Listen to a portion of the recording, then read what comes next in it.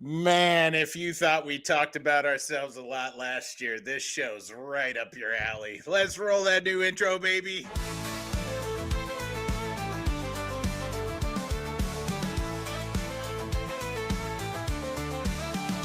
Just two guys named Ricky and Zach. Strum that rhythm, never look back. Easy talking when racing's a blast. Just here on the High Octane Podcast.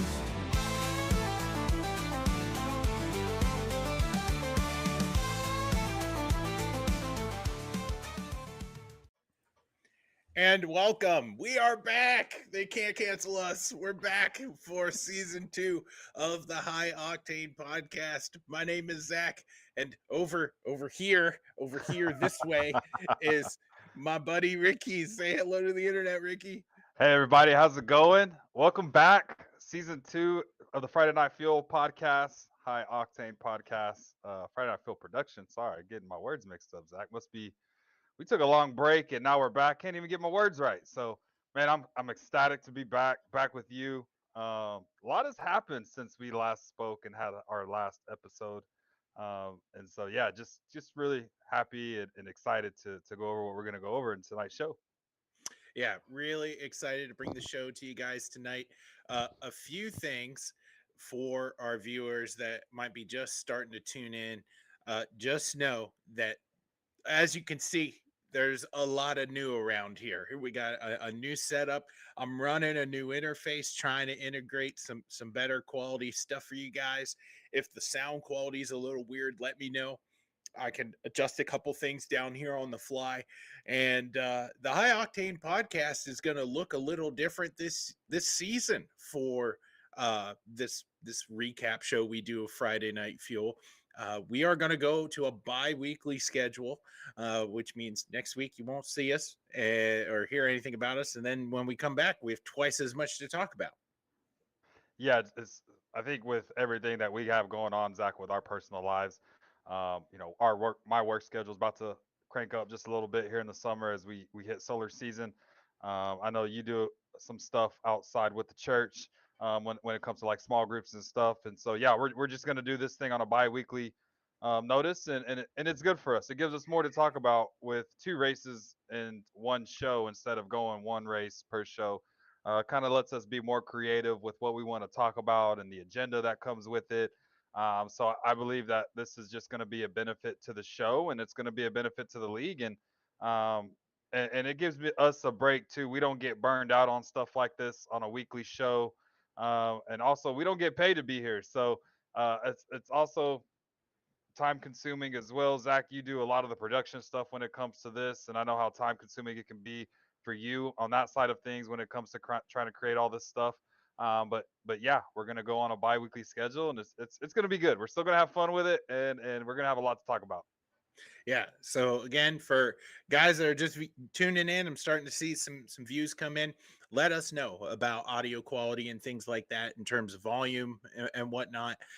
All this is new, and we're just trying to figure it out. Really excited to bring tonight's show for you. And I think before we get to the rundown, we have well, let's kind of do things in chronological order, Ricky. Let's end season 2 of Friday Night Fuel well. It's weird. We're dealing with different seasons. We have High Octane Podcast in season 2, but Friday Night Fuel's in season 3, whatever. Let's end and recap last season briefly well, and then move on to talk about the changes in the off season that were made to Friday Night Fuel, and then we'll get to the race that was in Daytona. So let's talk about how last season ended. Crowned a champion, and it's not you. It's not you. Man, this is one thing I really got to get used to. It's your brother, Mark, who managed to put it all together. Yeah, the four drivers that competed for a championship were Mark, myself, Nate Estep in the 55, and then John Gutekunst in the 41. So we had a Titletown Racing versus 1776 Motorsports there for the championship. Nate, unfortunately, in race number 2 of our what we do in our league is we do a 3 race round to determine the championship instead of a 1 race winner take all. It just guarantees that these guys are showing up week in and week out. But Nate unfortunately had a family emergency week 2 of that race, or race 2 of that round, and unfortunately was eliminated after that. And then it was just down to Mark, myself, and John running for a championship. I believe it was Phoenix, Texas, and Homestead to wrap our season up, if I remember correctly. I could be wrong on that. So we ended up winning the Phoenix round, the race, and then Mark won Texas, I believe, and then I believe Mark won Homestead as well. He could have been a different winner. Not really sure. But yeah, Mark eventually came out on top, so was really proud of him. Was proud of the effort from Titletown to bring us fast race cars to the racetrack, and he came out on top, and he was crowned our season 2 champion. And so, even though it's a fellow competitor, at the end of the day, he is your brother, and I was super ecstatic for him. And so, the inevitable still chasing for championship still looms over the head. But hey, some people say I look like Denny Hamlin, and so for the new viewers that are out there, that's the running joke on this show is I'm the Mexican Denny Hamlin, and we got a lot in common. Denny doesn't have a championship, I don't have a championship. So yeah, back to the drawing boards. Congrats to Mark on what he accomplished last season. Won a bunch of races, getting a bunch of stage points, winning stages, and top fives and all that he did to become our season 2 champion. So extremely proud for what Mark did last season. Yeah, really cool. Had a great playoff field, and ultimately came down to I think 4 really deserving drivers to duke it out there for the championship, like you talked about before. Nate not being there at the end was a bit of a damper, but family comes first. We know this is a video game at the end of the day, and so uh, really. Eh, Really a great Final Four grouping, and those 4 guys, including yourself, really deserve to duke it out there at the end, and that was a lot of fun. But moving into the off season, there were definitely some changes made. We approached recruitment races a lot differently this season. I mean, the, there was a lot of change to go around, and we did talk about it here on the podcast. How we got to put on our big boy pants and manage season 3 a lot better than season 2, and I think you can already see it paying dividends already. Yeah, and that was one of the first things that we did as an admin group, and I'm fortunate enough to have 3 of my closest friends that are on the server to help run this thing, and John being one of them. You're now a part of the admin team. You've done so much for the social media posts. You found an RC for us who was phenomenal the first 2 weeks that we've held. We did the duels at Daytona, and we'll get into all the race stuff, but the RC has been fantastic. We're coaching him through some things, and he's just being himself, and we're gonna have his back as an admin team. If he makes a call, I don't care if it's the right call or the wrong call. If it's the wrong call, we're gonna live by it. We're gonna learn from that mistake, and we're gonna aim to probably not make that mistake again.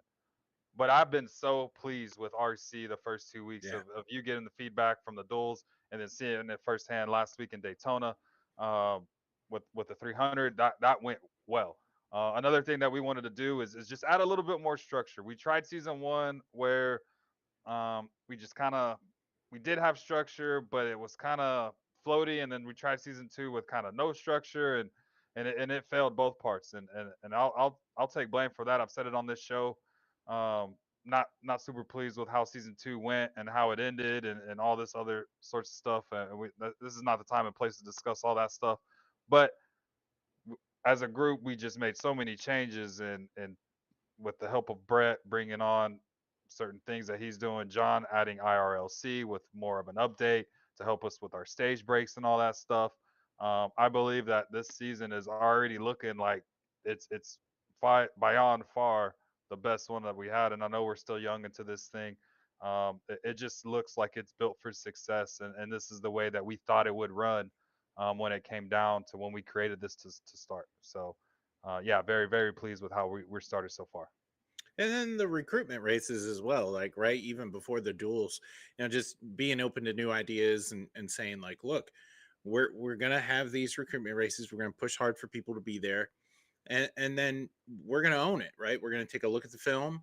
We're gonna we're going to find drivers that, yeah, they can be fast, but they don't have to be. We want a certain type of driver that is just able to race clean and try to have a clear head about them, no matter where they are in the track. And uh, that was such a awesome, refreshing way to go about uh, our recruitment races. I think it really showed intention from the group where we were like, all right, let's pay attention to whoever you're racing around. It was cool to have a couple admins racing in those recruitment races as well, right? Because we were like scattered throughout the field, right? So we had eyes like everywhere, and it's just as easy to find great drivers racing in 13th and 14th than it is for guys that are up front contending for wins. And then those people got invites to come in to be a part of season 3.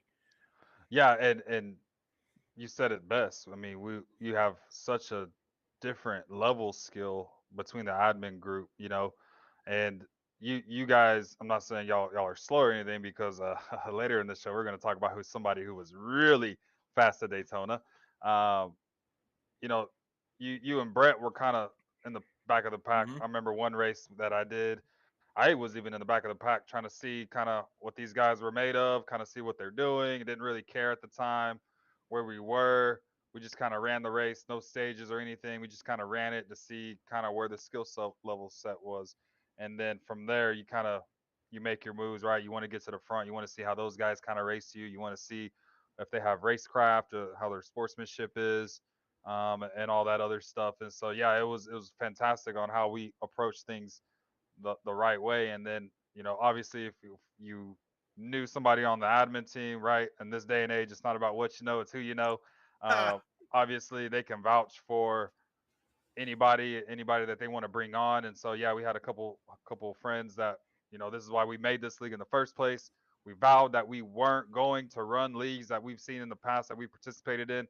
We're not going to do that. We're not going to be this way. And so, yeah, we're inviting some of our friends to come in and make sure that they're taken care of and whatnot. And but for the most part, in these recruitment races, if we didn't know you, I mean, you're gonna have to show us what you got, and we're just not gonna pick people off the street just to come in and join the league. We just want good racing, good quality racing throughout the field and throughout the pack. And so, yeah, I just saw Till's comment as well.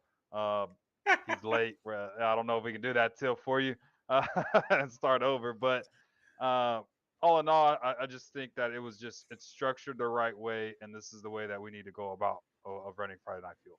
Yeah, really excited. Paid off dividends through the recruitment races, even into the duels, right? We were with new people that we never raced before, but we were confident that those guys, because we watched them, we raced with them in the recruitment races, that they could hold their own.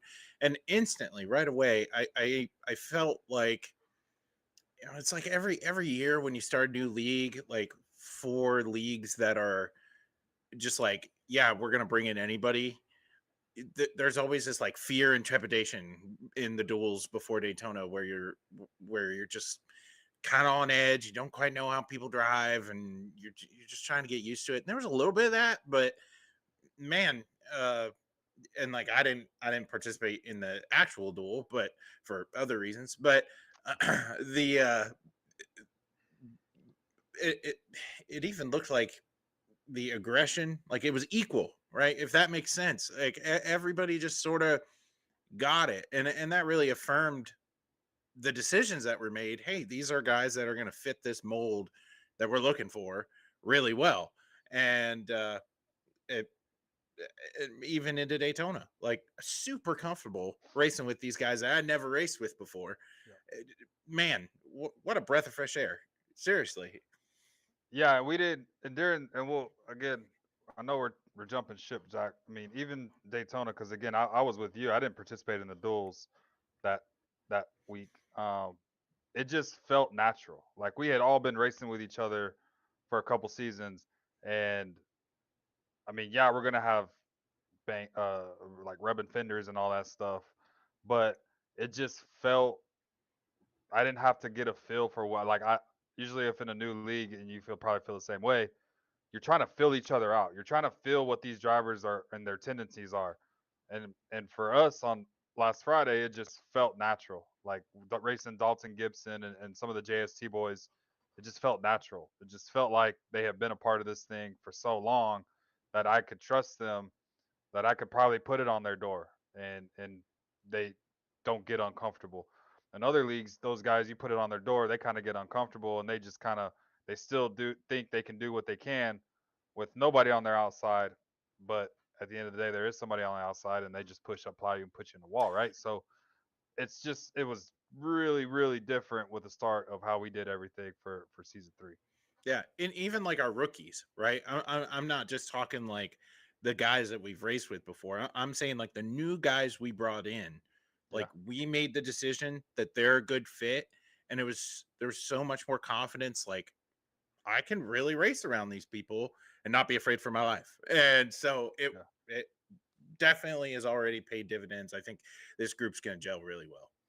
Yeah, I'm excited for what the season has done. Unfortunately, this season, guys, we don't have a broadcast, but we do have a couple of our drivers who do stream their Yep. races on Twitch. So if you have an opportunity to go see those, I know those guys share their social media in the Discord. We're one of those drivers who has a Twitch channel. I'm not going to say what it is, what the channel is. You're just going to have to try to go and find it. So um, unless Zach wants to spill the beans, which I'm hoping he doesn't. But yeah, we're one of those drivers. I know my brother's one of those drivers who twitches. Um, John Gutekunst is one. I'm trying to just think of guys off the top. John T. Garrett, when he's in the car, he'll be able to stream some of his races. And so yeah, we have a couple drivers. So if you want to go see their POV, sorry, POV. Yeah, that didn't. Yeah, I guess it's the jitters, Zach. I don't know what it Shake is off that tonight. rust. Yeah, but if you want to see their POV and see how their races are going and maybe what they're doing in the car, especially for some of our rookies, that I highly recommend that you do that. Get on Twitch and just search who, if you have their username, search it, and then you can just see what's going on with them throughout the event. Yeah. All right. Well, the intro was meant to be funny, but it is also a cautionary tale. Uh, I don't know how long we're going to spend talking about what we're about to talk about, but I will try not to be the one talking. So let's shift our focus, take a look in the rearview mirror, and talk about the week that was at Daytona. And normally I handle this segment, but for reasons that will become very clear very shortly, Ricky is going to handle it this week. Yeah, so for the first season, as we always do in Friday Night Field, we started our season off at Daytona with the Daytona Duels, and I mean, do we really want to count it, Zach, with this guy being named the winner? But I guess that's a different story. I mean, we weren't there, so I don't really know if this is a valid win or if it's something that it was just kind of gifted to him, or like he kind of backed into it, like a certain driver we know in the NASCAR Cup Series. So I'm just trying to find the right words to how to explain this Daytona Duel winner. And if he ends up watching this, which I know he probably will, he's busy right now doing another league in the Truck Series. I'm sure when that race ends, he's going to jump on. But it was Brett Bullard. So I guess we had a choose cone violation on one of the final restarts in the Daytona Duels, and Brett was named our winner. It was the first time Brett has been in victory lane in Friday Night Fuel in the 2 seasons that he's participated in. But as Vin Diesel said in Fast and Furious, it doesn't matter if you win by an inch or a mile. Winning is winning. And so, Brett, congratulations to you for winning the duel. And then the guys that were on the front row was Zach Woods, qualified second. And then I believe Dalton Gibson was our pole winner for the Daytona 300, which leads us into the Daytona 300. And when the checkered flag waved and it was all said and done, yours truly, my partner in crime, Mr. Zach Woods, came out on top. He was our winner last week in Daytona. And I'll let him talk about how his race played out, and then we'll get into our race, how it played out. But all in all, it was just a great day for Titletown Racing. 1, 2, 3, with Zach, myself, and Cody Mitchell coming in third to round out the podium. And then chaos just ensued. I believe Nate Eastep probably finished fourth. I'd have to go back and look at the results. Zach, you think I'd do my homework before we jumped on? But Tony finished fifth. And then Tony rounds out your top 5. So a couple drivers, you know, they end season 2 with a bang.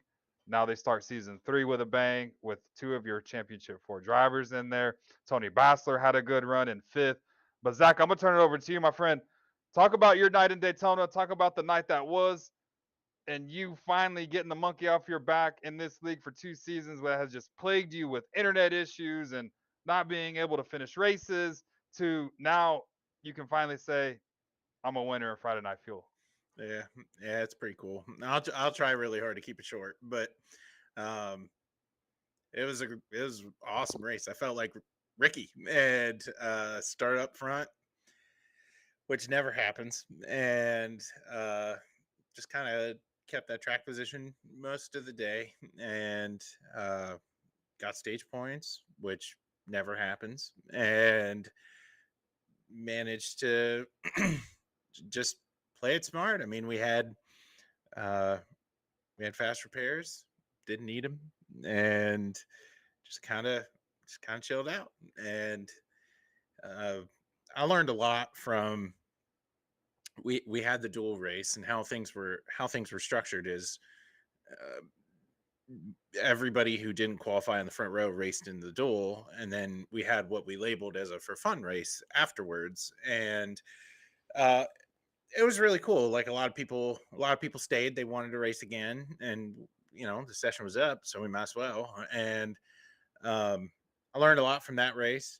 Won that, pushed Tony like crazy at the end of that to get out in front of the field and manage to win. And man, I thought I was doomed to just like win races that don't matter. And like I've been notoriously really good at recruitment races, and like I'm already in the league, and here I am winning this for fun race on the back end of a duel that doesn't count. And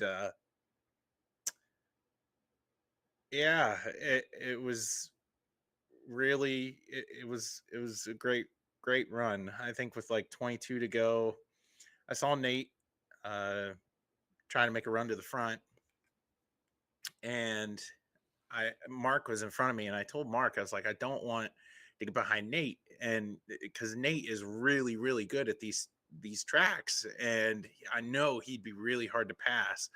So I booped up there in the top lane, and he pushed me, like just me and him basically, all the way to the front. And then he went to the low line, and I got hung out, and then eventually I wound up in front of you. And we just kind of chilled for a little while, and took our run when we needed to. And the guy who sucks at restarts managed to pull off like 4 of the best restarts I think I've ever had. And it was crazy. Like had to go back and forth and defend lanes on a restart, and just trying to like coordinate well. I know there was one time where like I'm like up there waiting for you guys to catch up. I'm like telling you what to do. I'm like, catch me. And you're like, I'm trying. And man, I like I have the best teammates, and that's really what this boils down to. Like, you guys are awesome, and realistically, like my chances to win are at Daytona, New Atlanta, like Vegas, and maybe Kansas, and that's pretty much it. And it was really cool to get this one. Like last year was a season where like I really wanted to run up there with everybody else, and I knew towards the back end of the last year we rattled off like a couple top 5s.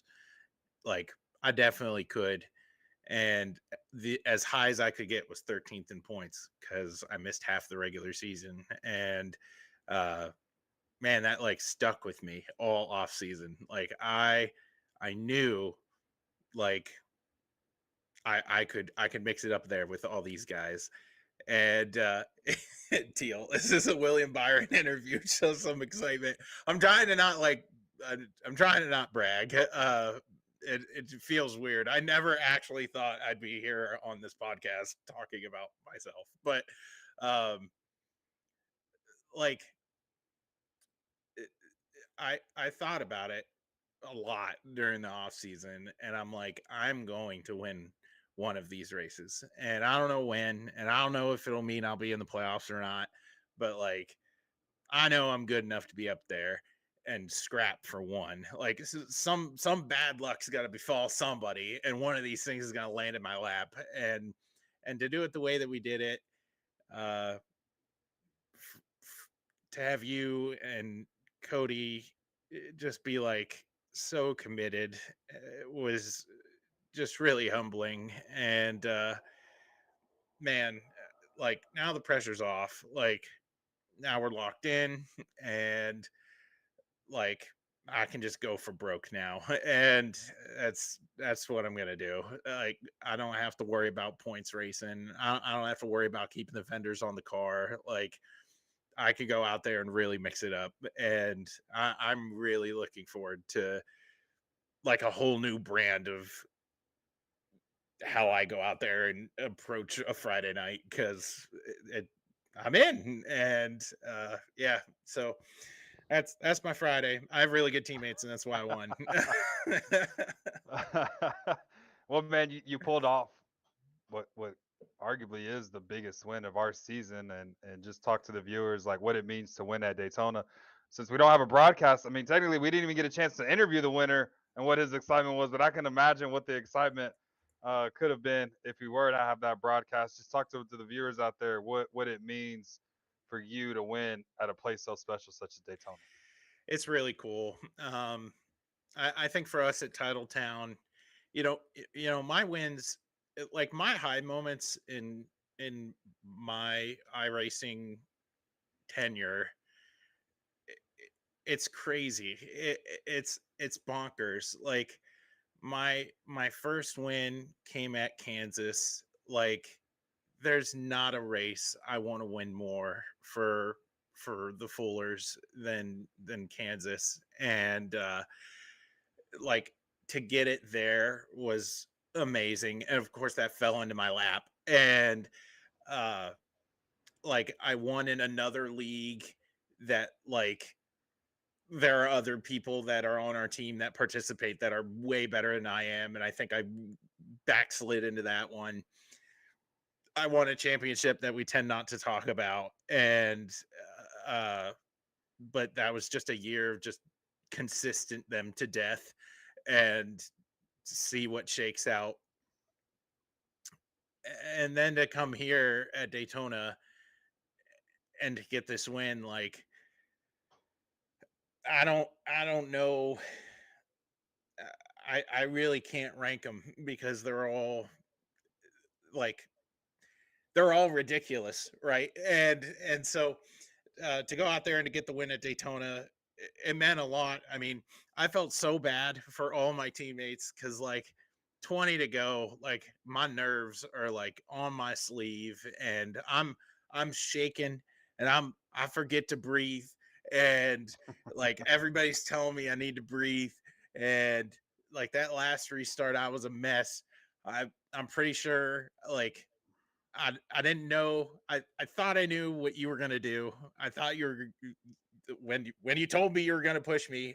I believed you, and then Cody's just kind of hanging back there, and he dropped back going down the backstretch, and I'm like, I will fence my own car to win this race, and but it didn't come to that, and he told me afterwards, he's like, I was just playing with you, and uh, but like to to get the win at Daytona now versus like waiting, you know, halfway through the year for a guy like me is awesome. Like it totally changes how I'm gonna race the whole season. And Teal mentioned it. He's like 2 tires every stop, 2 tires Zach Woods. You might see more of that. Like I'm just gonna go for broke, and it means a lot to win there. But in terms of the practical measure of it all, man, like it changes everything. And I'm really excited to go out there and race hard for wins now. Well, yeah, one of the guys that solidified himself into the playoffs, and like he just told our viewers, he can go for broke. He can go for more wins. He can take more chances. Still, I know he said he's not really points racing right now, but he still has to keep that in the back of his head when certain drivers in this league. I know we're only 1 week into this, but as certain drivers keep going and accumulating wins and all that stuff, that's when Zach's going to really start points pushing, because our regular season champion gets an extra 15 bonus points once we start the playoffs. And we know how pivotal those things Yep. could be. It jolted John into the final four. So the mindset does shift for Zach. For us, Zach, at Daytona, we kind of started off rough. We started in the back since we didn't make it to the duels. Kind of just lingered in the back, and then ended up somehow me and Mark got linked up, and we just shot like a cannon to the front. Mark was pushing us. We were at one point. I mean, it was 7 laps into the race, and me and Mark are already battling for the lead, and it was just crazy how everyone just shifts to the bottom of the racetrack, and me and Mark just stayed on the high side. We had a couple friends behind us, and we just kind of, like I said, shot out like a cannon. And we were able to get to the front and be able to party with some of those guys at the front of the field. And 13 laps into the race, and we saw this all night off the exit of turn number 2. The guys would get a push, and this is probably a rookie mistake on our side. We laid it on their door, trying to get them to pull back so we could get a bonus point and lead the lap. And at the same time as we're pulling them back, the guy gets a shot and goes up in front of us. And it was a racing deal. Nobody was at fault. Nobody was there to blame. But it junked the car, so we had to burn our faster pair 13 laps into the race. But it gets more exciting, Zach.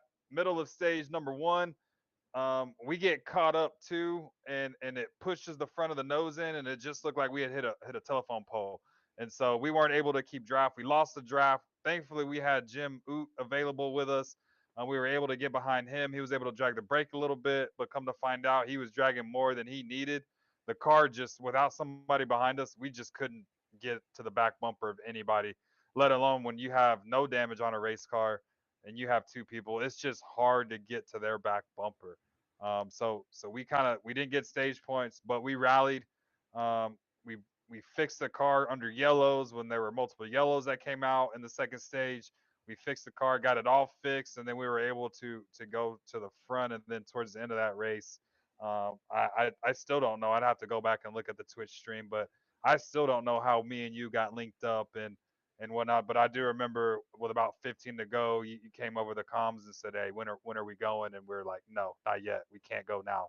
Um, it's too early." And I'm glad we held off on those moves when we did, because it paid off with you getting in victory lane. But I just remember also the one of the final restarts, and and you hearing that, "I'm with you, bud. I'm sticking with you." I think that was a sigh of relief, and I knew how hard you've been working to win some of these races. And at the end of the day, this is a family that we have at Titletown, and so we just wanted to stick to your back bumper and kind of go. And then um, one thing that you guys will have to go back and look, and I wish somebody would have clipped it. I wish Chief was watching and clipped it. Just that final restart, we were able to coach you, Zach, through it all. Um, went back and watched it several times after the race, and even as the week went on, just to see, kind of what went down. My brother tried to get involved with you helping him. We told him to be quiet, but not in such a nice way that we I did. watched it. I know. Um, so, Mark and them were helping Brett in the back while I was trying to Yeah, coach you get the win. And I just felt like a spotter and a driver at the same time. it was wild. Um, just a lot of information that was given to you to try to help. And then Cody tried to get the run. We blocked Cody coming to the line. I just knew how pivotal it was to be second. And if Cody watches this, I'm sorry that I blocked, but I knew how important it was to keep second without getting stage points. If we finish third, we're probably even more back than the point standings than we are.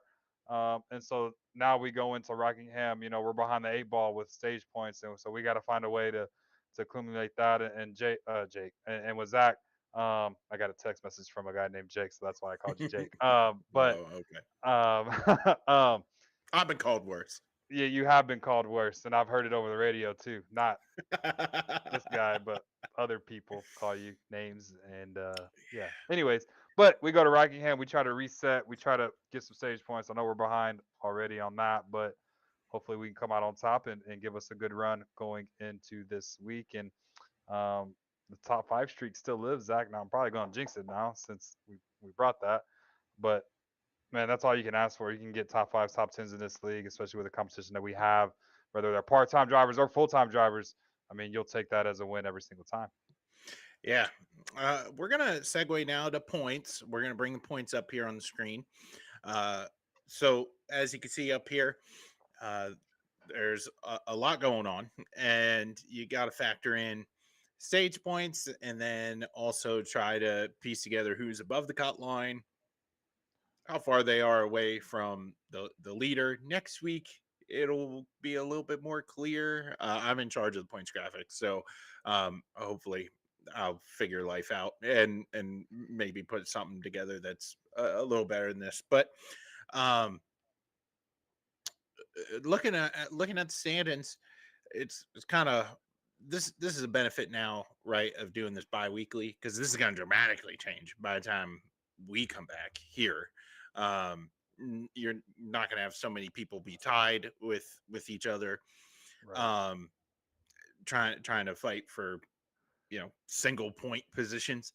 But this standing really brings out a conversation that I want to go back and forth with you here for a little bit, and that's who stands out, like who's impressive.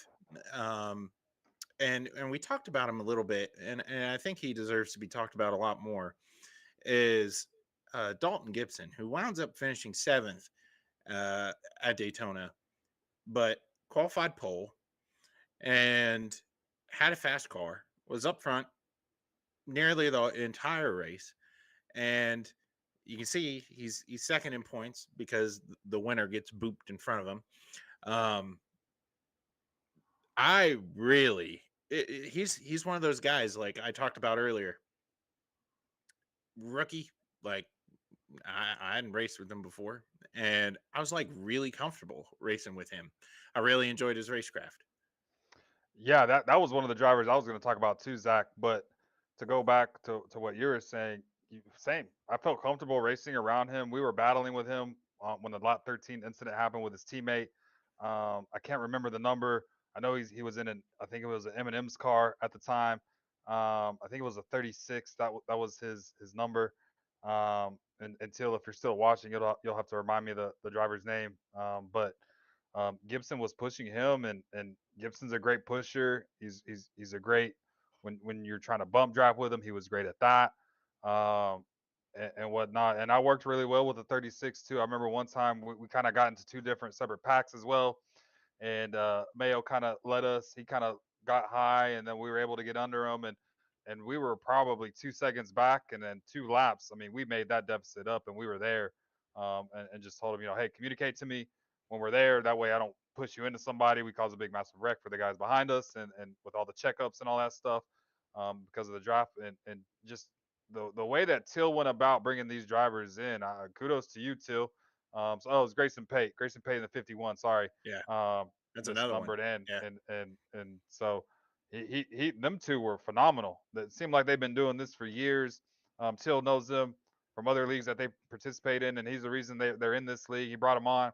And Till's somebody we always respect when it comes to driver talent and whatnot. And if they're a hothead or if they're not a hothead, or if they're good on their racecraft, that's somebody I really trust. And you too, Zach, you trust them really well when it comes to decision makings yep, like that. But JST, so it's kind of like we have a 3-horse race now. We thought it was going to be coming into this season, Titletown versus 1776 again, but I believe JST, not the dark horse, because I know they have a bunch of talent over there, but something's telling me that Gibson's going to win multiple races.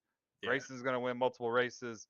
And that's all we want yeah, in this league is stiff competition. So I'm excited to see how this season plays out for those guys. If they come in week and week out, they are full-time drivers. So we're expecting them to show up every week. when they can, if they don't have anything going on outside of the iRacing server.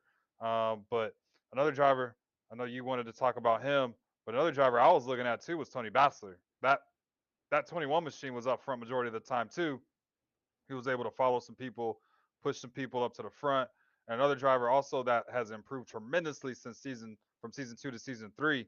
I'm gonna say the driver of the 42, Ryan Seabright. And for the first time in Friday Night Fuel, he spoke over the comms, and so I was ecstatic to find out and he we was found from out New where he Zealand. was from. You found out where he was from.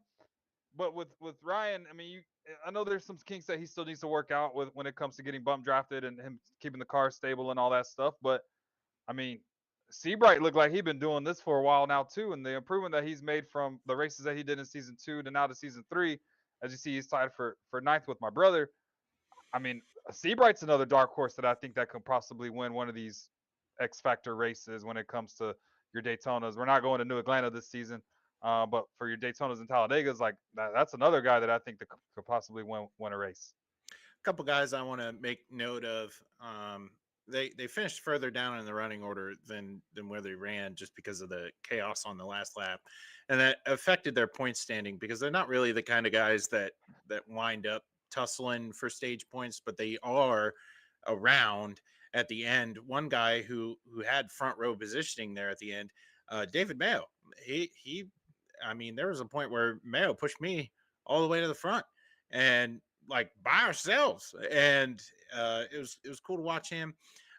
Bill Sleep as well, like he just kind of minded his P's and Q's in the back, and then managed to find himself towards the front at the end. He wound up finishing 8th. Mayo finished 11th. As you can see, Sleep is tied for the cutoff, and then Mayo technically is the second guy out, but there's a tiebreaker at the cutoff line. That'll sort itself out by the time we come back. But there's no easy way to make ties happen on a points chart. But yeah, those two guys, I watched Bill a couple times this week. Had the opportunity to commentate on a particular truck race that Bill was in. He was super impressive. His plate, quote unquote, plate racing discipline has really worked out very well. I've been impressed by what I've seen from both of them.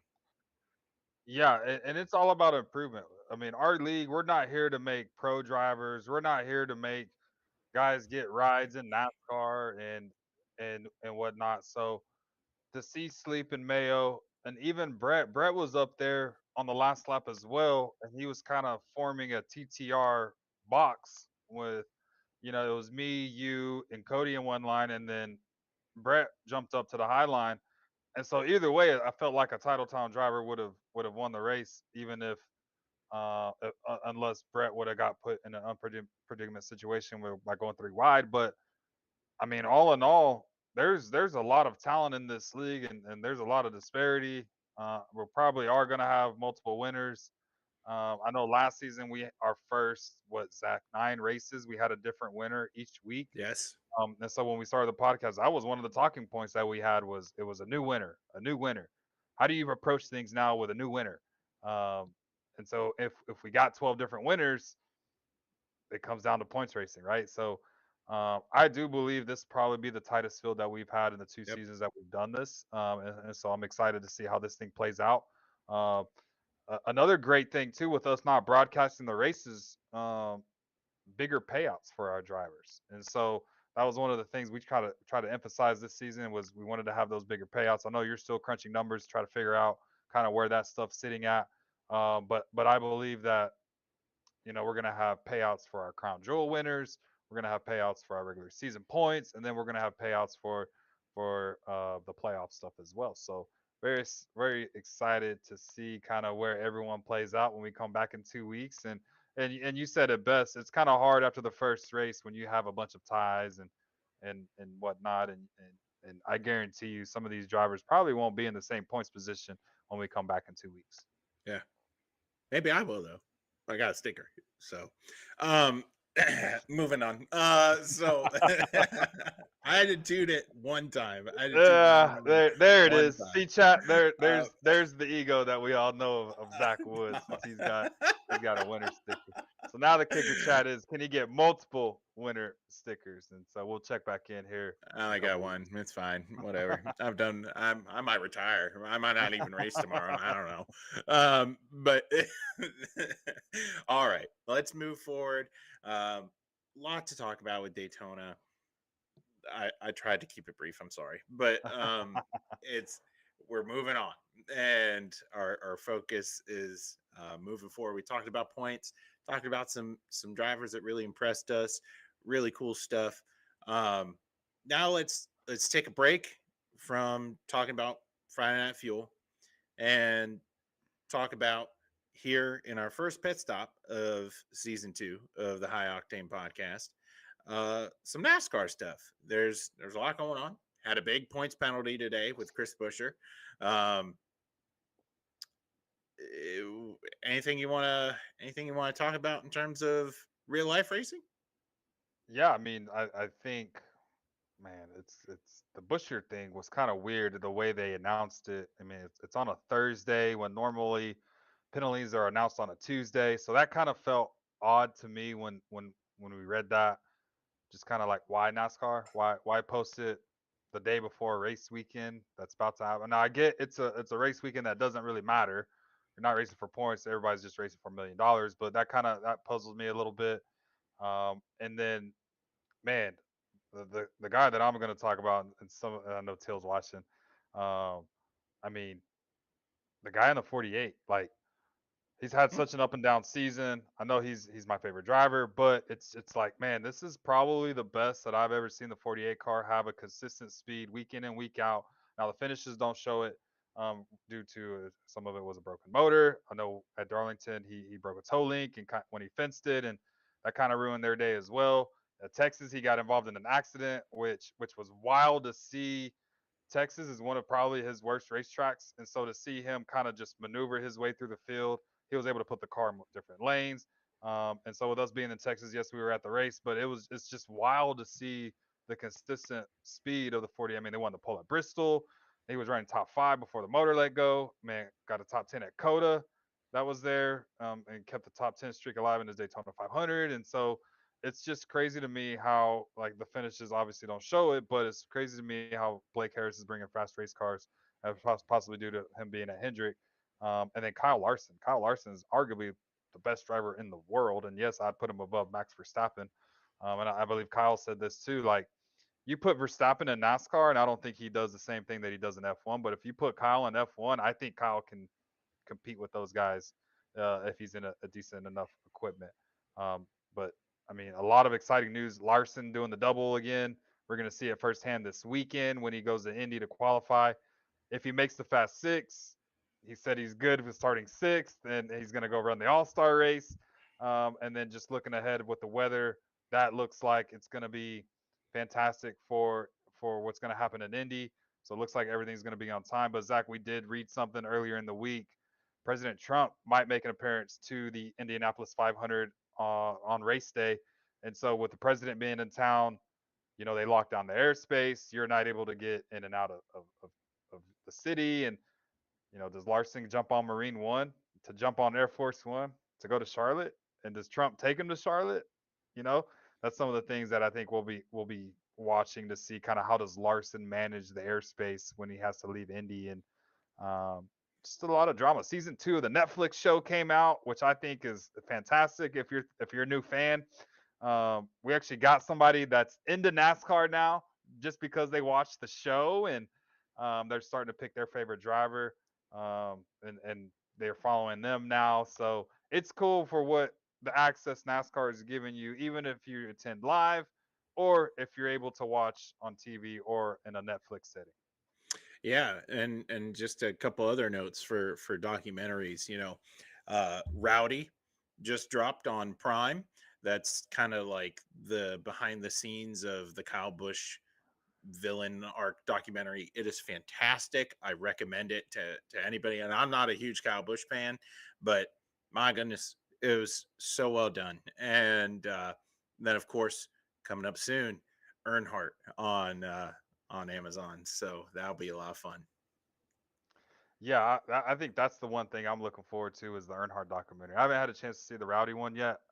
You've spoken on it to us, and I want to take a look at that. But I am extremely excited to see the Earnhardt one, just because of how I was raised with my dad, and he was a big Earnhardt Senior fan, and then I was the big Earnhardt Junior fan, and a lot of the stuff that happened in Texas for Junior, and to see all that stuff, I'm really intrigued to see how they play that storyline and how what they show, and is it some we've never seen, like some of the footage have we never seen before, and NASCAR is just taking an extra step. Amazon's coming on here after this weekend. We'll see Dale Jr. back in the booth. So a lot of good things. TNT's going to have a race slate. They've announced their pit road reporters as well. And so NASCAR is doing a lot of good things, but obviously the product on the track still feels like, and we're gonna say our famous words at the end of the show, and we'll save that for later, Zach. But feels like a WWE type event when it comes to the racing product. Oh man, yeah, the racing product. Anyway, so I think you're all fueled up and ready to go. We spent a lot of time on Daytona. There's more stuff to talk about with Friday Night Fuel, and I want to talk about Rockingham because the real season starts now, and uh, everybody can have their feel good story about Daytona, and then I'll go back to like 8th or 12th place where I belong. So um, let's take a look at the Rock. Some things you guys need to know. Initially named North Carolina Motor Speedway, the track opened up in 1965 and has hosted numerous significant events across all racing disciplines. Especially the NASCAR Cup Series, the Xfinity Series, the Truck Series, the Arca Menard Series. In 69, the track was reconfigured to that higher bank D-shaped oval, as we all know. We know it's also in real life has been recently repaved, and we got to see Casey Kane Friday make a return to the Rock, and ultimately it does serve as one of NASCAR's most historic and precious tracks. The first race at Rockingham was the American 500 in 65, with Curtis Turner winning the race and Richard Petty claiming the pole at the Rock the first time they came to the racetrack. Quick little um, I don't know, barroom trivia tidbit for you about the Rock. They have a wet handling facility in the Rock. Rockingham Speedway had a wet handling area with a kick plate that simulated various driving conditions, including ice, rain, and wet leaves, to give drivers a better understanding of vehicle control in treacherous conditions. So, just something unique that made the Rock special, and a place where drivers could really go and study different racecraft. NASCAR returned to Rockingham, of course, this past season, and we got to see some great racing there. So, what are your expectations for a schedule that is modeled after old school NASCAR, taking new school NASCAR cars to the Rock? Yeah, I'm praying with this Xfinity series and the Truck Series that eventually the Cup Series will go back there and start uh, doing some real life racing. But for them, we'll just take it to the virtual track. But a lot of expectations, at least for some of the drivers who are returning back. Last season, we did our All Star race there, and we had a lot of good fast race cars that were there at the end of that race. And this is a place where you can put your car anywhere, and it can go. You can run the high side and keep your momentum, and there's another. You can put it on the bottom. You can put it in the middle. Like wherever you want to put the car, it's probably going to stick, and it's going to roll. Right. It just depends on how much you want to push your car. This place choose tires. So if you like to push the pace lap after lap after lap, you're definitely going to be hurting when it comes to a long run pace race car. So lucky for us, last season we came in a second. I just think John won the All Star race that we're going to this week, so I'm sure there's a lot of confidence with John going into this week. Won last season. going to try to put it back in victory lane if he has the opportunity to do so. We're looking to redeem ourselves by finishing one place better. I know the JST boys are going to try to bounce back from Daytona, even though one of their drivers is second in the points. I don't believe Till will be there tomorrow night. I think he has some work duties and or some other stuff that he has got going on. But Till said it in the chat. There's Zach. Turn two. That's going to be our treacherous corner as well. If you get back into the throttle too much, the car gets tight, which means you don't have no front grip. And if you plow that wall on two, you're going to say hello to the inside wall on the back straightaway. Guarantee it. So that's going to be one of the markers that I'm looking at the most. And then seeing the drivers who utilize the higher line in 3 and 4 to gain that momentum on the front stretch to set them up down into turn number 1. So a couple spots that we're looking at to see where they can gain advantages. And hopefully tomorrow night we put on a good race. Yeah, really excited to see how these cars interact with one another. Of course, when you talk about next gen racing, you have to talk about dirty air. So going to a track where, at least on one end of the racetrack, you can get away with driving in a different line than somebody in front of you. Man, we are going to be pressured to figure it out by the time we get to turn 1 and 2, because like Teal said, it can get real hairy off of turn 2 if you're not hitting your marks right, and if you're forced into a lane that you're not normally driving in, watch out for chaos. So really excited for the Rock, and yeah, it definitely going to be a race that's going to test driver attrition. Just hitting your marks over and over and over and over again. Don't overdrive the thing. Don't chew up tires, and try to be there at the end. So now we have we've reached the part in the show that that I look forward to every week. And at first, when we first started this tradition, it was amazing, and I was like a prophet. Where are you going with this? Where are you It was going with this? it was wonderful, and the start of season 1 was amazing, and I picked all kinds of winners, and like I had the power of winning in my hand, and now since then, I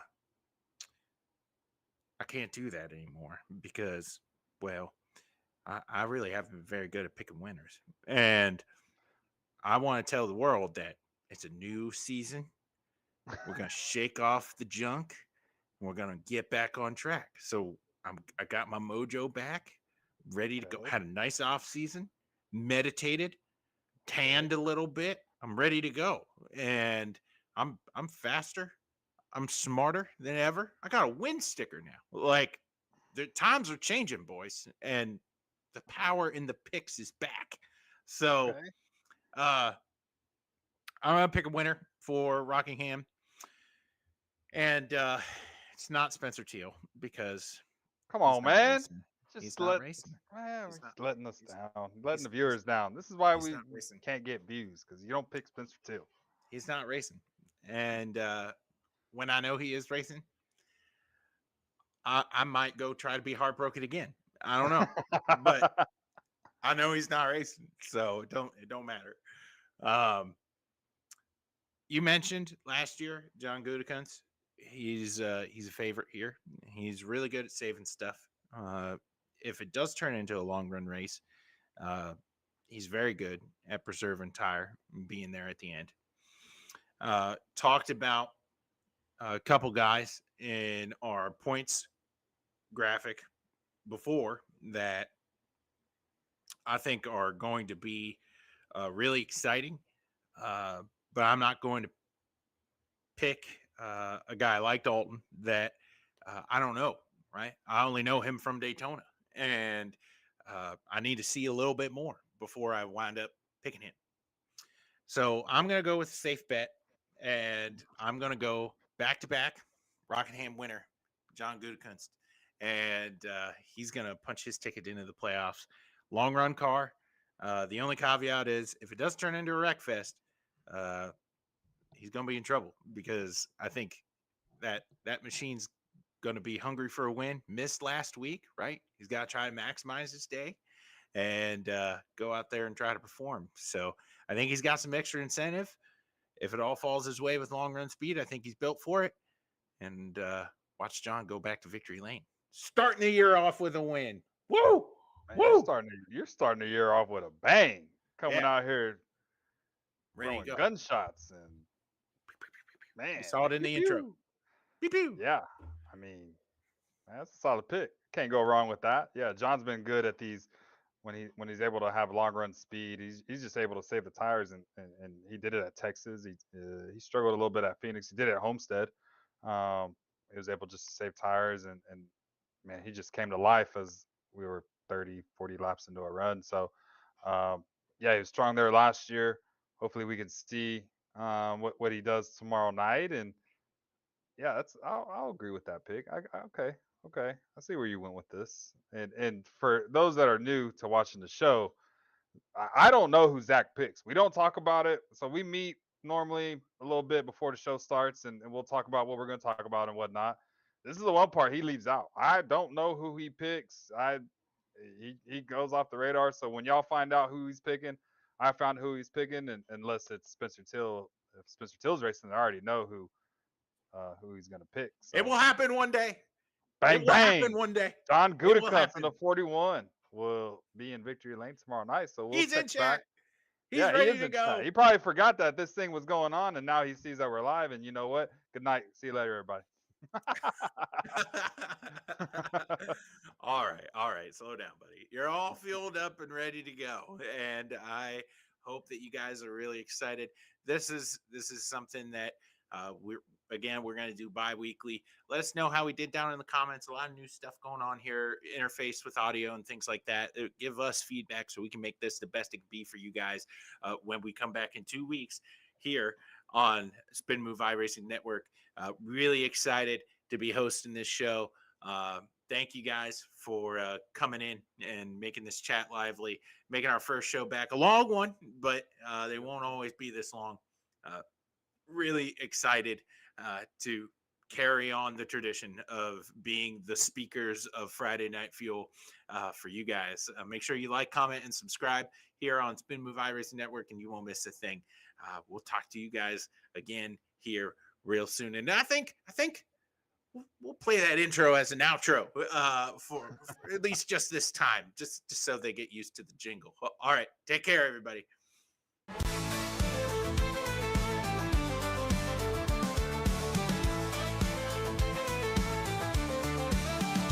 Just two guys named Ricky and Zach. Strum that rhythm, never look back. Easy talking when racing's a blast. Just here on the High Octane Podcast.